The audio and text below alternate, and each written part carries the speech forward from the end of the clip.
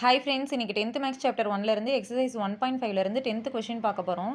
In electrical circuit theory, a circuit C of t is called a linear circuit if it satisfies the superposition principle given by C of a t1 plus b t2 equal to a into C of t1 plus b into C of t2, where a, b are constants. Show that the circuit C of t equal to 3t is linear.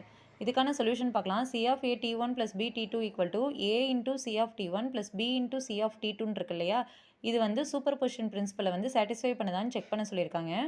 Also C of T equal to 3tன்றது வந்து linear சர்க்யூட்டான்னு prove பண்ண சொல்லியிருக்காங்க. So நம்ம first C of T equal to 3tன்னு எடுத்துக்கலாம்.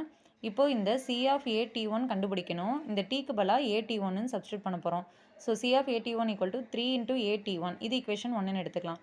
அடுத்தது C of பிடி2 கண்டுபிடிக்கணும். இந்த டீக்கு பதிலாக பிடி2ன்னு எழுத போகிறோம். ஸோ சி ஆஃப் பிடி2 ஈக்குவல் டு 3 இன்ட்டு பிடி2, இது ஈக்குவேஷன் 2. ரெண்டு ஈக்குவேஷனையும் ஆட் பண்ண போகிறோம். சி ஆஃப் ஏடி1 ப்ளஸ் சி ஆஃப் பிடி2 equal to 3at1 plus 3b-t2.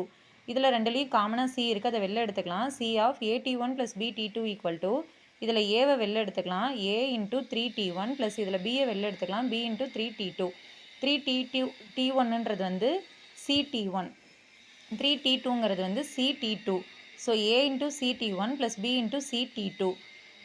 Therefore, C of AT1 plus BT2 equal to A into C of T1 plus B into C of T2. So, இந்த given equation நமக்கு superposition principle satisfy பண்ணுது. Hence, C of T equal to 3T is a linear circuit. Okay friends, இந்த video உங்களுக்கு யூஸ்ஃபுல்லாக இருந்தால் என்னோட சேனலை மறக்காமல் subscribe பண்ணுங்கள். Thank you friends.